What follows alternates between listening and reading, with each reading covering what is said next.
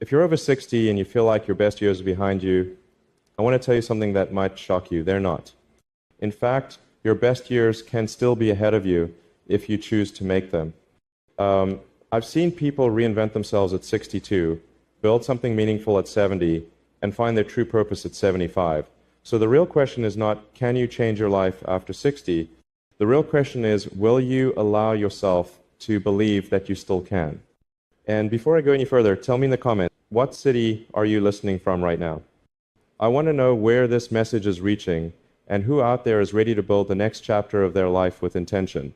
Also, if this message already feels like something you need, go ahead and like this video, subscribe to this channel, not because it helps me, but because it keeps you connected to the kind of motivation and clarity you deserve from this moment on.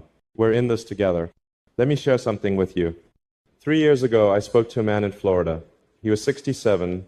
He'd been retired for 5 years, owned a small home, had a pension, but he was quietly, deeply unhappy. Not because of his circumstances, but because he believed in his words, "I'm just waiting out the years." Now pause and ask yourself, do you feel like you're just waiting out the years? Because that's not life. That's delay. That's drifting. That's not what you were made for. Fast forward to today, that same man is running a local nonprofit. He helps other seniors who are lonely. He told me recently, "I've never been this alive, and I started all this at 68. Here's what I want you to hear. Age doesn't determine vitality, belief does. Your life can change radically, but the moment it starts isn't in your body. It's not even in your bank account. It starts in your decision."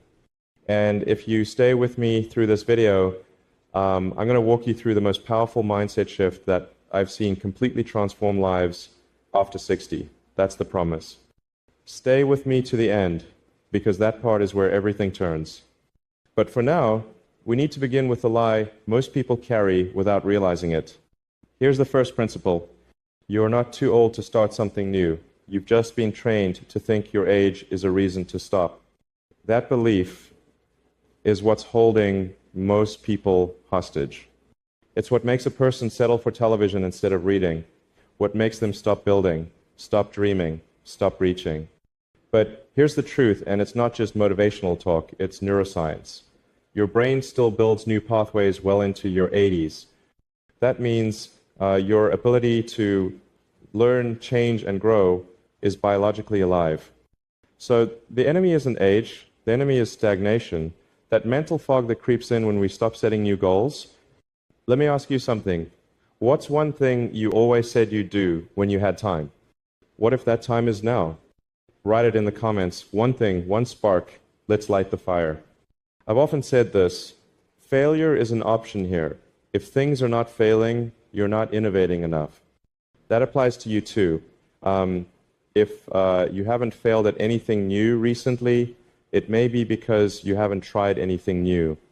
And I'm not saying you should launch a rocket. I'm saying launch a new routine, launch a new skill, launch a new version of yourself, even if it's a small shift. That's how momentum starts. And maybe, just maybe, this part of your life isn't about success in the traditional sense. Maybe it's about contribution, about meaning, about legacy. If you're a person of faith, consider this. Even Moses started his purpose at 80. He heard from God in a desert when everything seemed quiet. Sometimes that silence is preparation. If you've been praying, this message might be part of the answer. So here's what I want you to do today. 1, write down one thing that still excites you, something you've always wanted to explore. 2, write down what has stopped you before, name the barrier. 3, then write down one tiny step you could take in the next 48 hours to begin moving toward it. It could be checking a book from the library, calling someone, watching a tutorial, starting a walking routine. Small steps change lives, especially when they become habits. In the next few minutes, I'm going to show you a mindset technique that I've seen transform ordinary people into high-impact thinkers even after 60. But here's the challenge.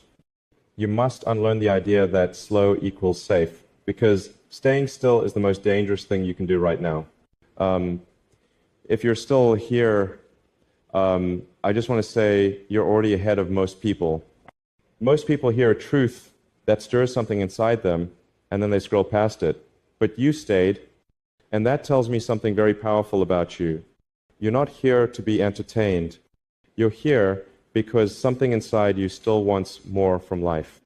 And that desire, that's the beginning of your reinvention. Now let's keep building that momentum. You see, there's a subtle trap that often shows up after 60. It's this quiet slide from living to just surviving. You've worked hard, raised children, paid the bills, navigated crisis after crisis. You've done the hard things for decades. And now society says, you've done enough. Sit back, be quiet, let time take over. But I don't believe in that. And I don't think you do either, because deep inside, there's something in your spirit that wants this next part of your life to mean something. You don't want to just survive these years. You want them to matter. So here's what I want you to remember today. You do not owe the world your silence. You owe the world your wisdom. You have decades of experience, judgment, clarity, and insight that others desperately need right now. That is your power. Can I ask you something?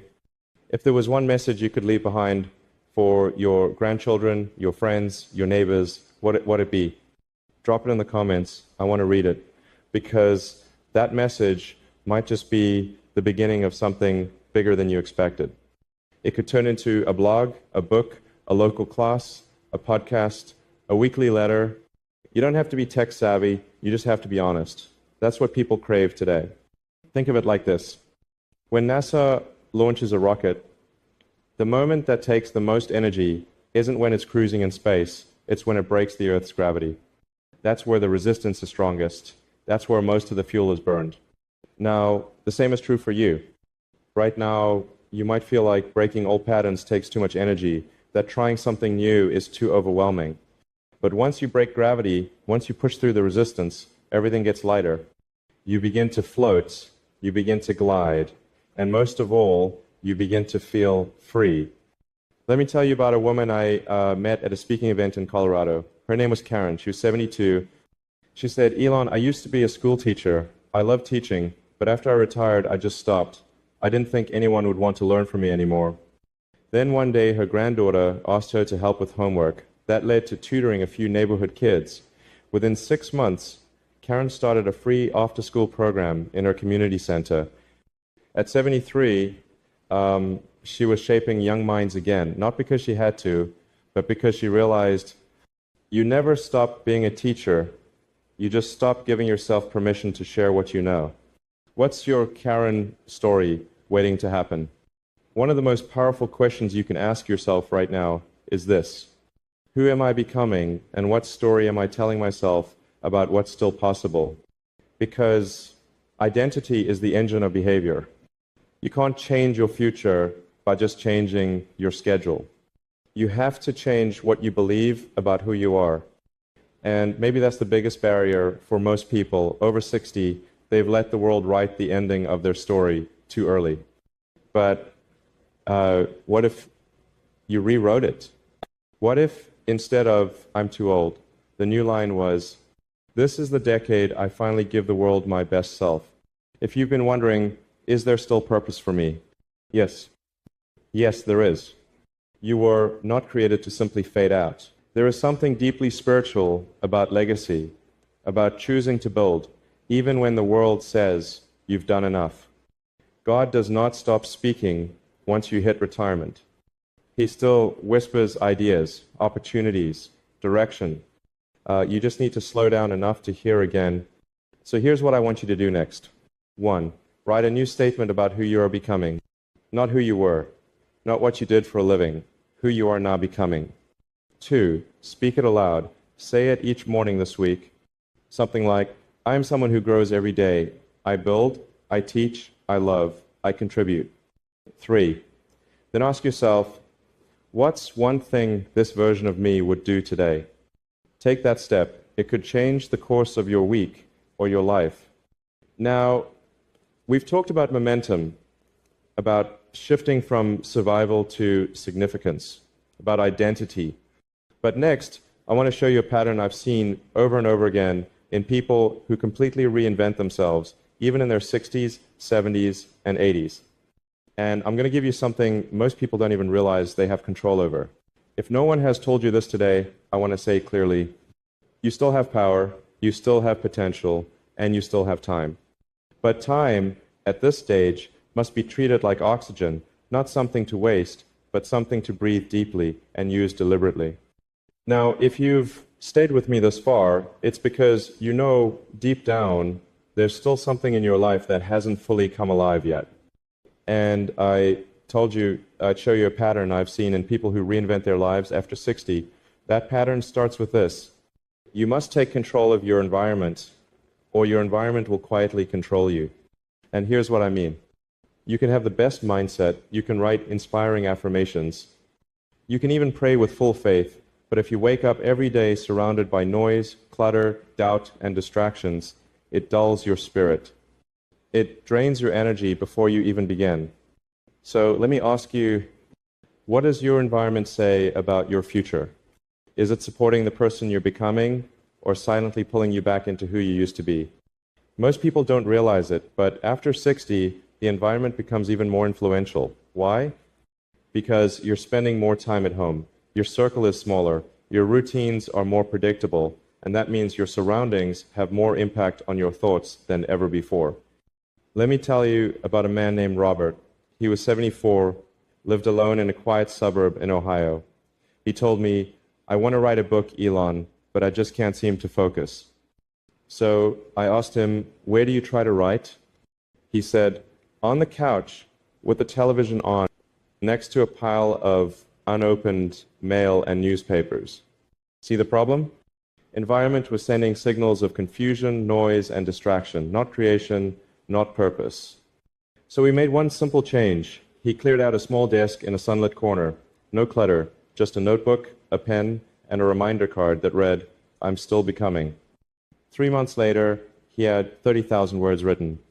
Not because he had more time, but because he had more focus.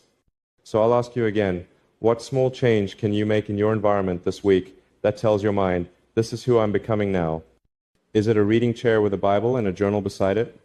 Is it finally removing the things in your space that remind you of pain instead of possibility?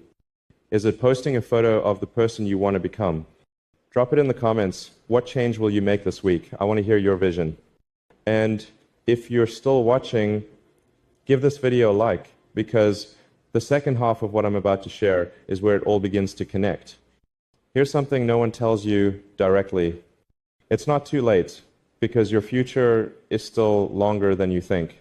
The average American life expectancy is now around 77. That means if you're 60, you potentially have 17 more years. And not just years, active, wise, capable years. Do you realize what you can build in 17 years? Tesla was built in less time than that. SpaceX, too. Entire legacies can be born in that window. So stop saying it's too late. Instead, start asking, if I had 15 more healthy years, what would I build with them? You have more time than you think, but only if you stop wasting it. I believe God doesn't just give you time, He gives you seasons. And the season you're in right now, it's not the season of retirement, it's the season of refinement. You've been through the fire, and now you have wisdom, clarity, and calm. And maybe God is asking, what will you do with what I've already given you? This part of your life isn't the epilogue. It might be the most important chapter. Let's make this real. If you want to change your life after 60, here are 3 daily habits.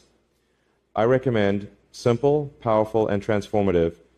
1. The 30-minute morning rule. Before anything else, no phone, no news. Spend 30 minutes alone with your thoughts, a prayer, or your journal. This grounds you in clarity. 2. The 1 new thing rule. Every day expose your brain to something new. A podcast, a documentary, a book, a new language, or even a walk in a different direction. Your brain grows through novelty. 3. The 3-item list. Choose only 3 things to focus on each day. That's it. Overwhelm kills action, but focus ignites it. These aren't about being busy. They're about being intentional.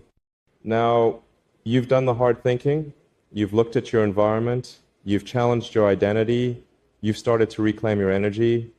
But in the final part of this message, I'm going to give you the exact mindset that pulls all of this together. It's the key that turns motivation into lasting transformation. It's what most people miss, and it's why many never follow through, no matter how inspired they feel. But you won't be one of them. Now, here's what I promised you from the very beginning.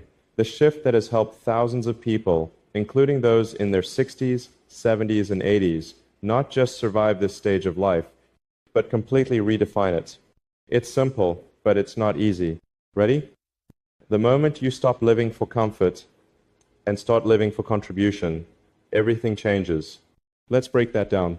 Most people after 60 are subtly taught to take it easy, to slow down, to entertain themselves into the sunset. But the truth is, comfort does not create joy. Comfort leads to boredom. Boredom leads to self-doubt. And self-doubt leads to decay. On the other hand, contribution creates life.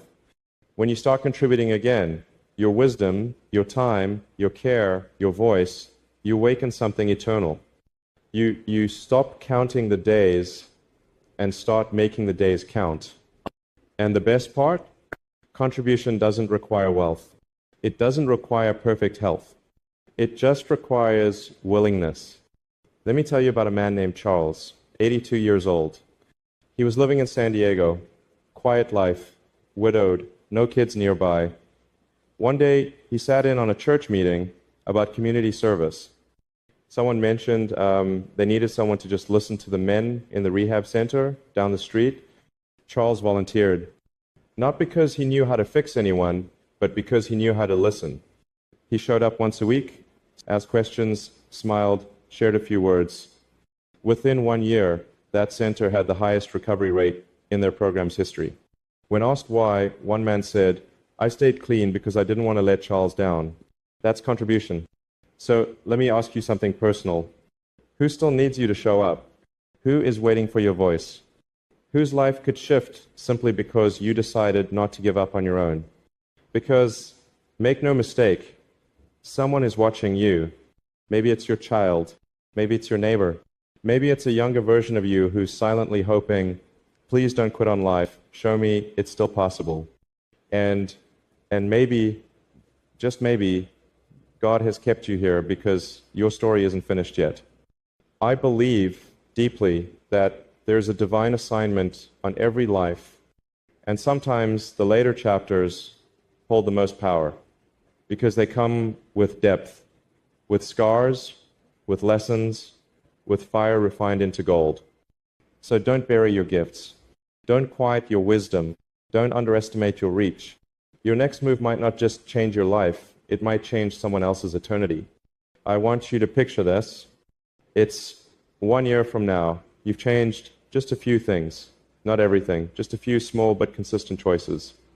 You have a routine that gives you energy. You've cut out the noise and filled your time with meaning.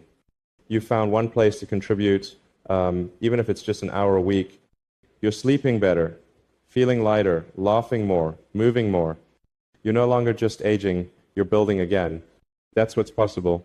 And if you're thinking, but Elon, I failed before, I've tried and stopped, I've lost momentum. Let me say this clearly. Failure is not the opposite of progress, it's part of it. What matters isn't what you tried and stopped. What matters is what you'll still decide to begin today. So here's how you begin your transformation today. 1, find one way to contribute. Could be mentoring, could be writing, could be praying for others, could be helping someone learn a skill you've mastered. Start small, but start visible. 2, build a daily anchor. Anchor your day in 15 to 30 minutes of purpose. That could be scripture reading, journaling, walking, learning. Let your mind reconnect with meaning every day. 3, speak life to yourself. Every morning say this: I still have purpose, I still have breath, I still have something to build. Let that become your inner rhythm. Look, you may not have the speed you once had, but you do have the wisdom you never had before. And right now, in this moment, you are still capable of remarkable transformation. I didn't record this just to motivate you.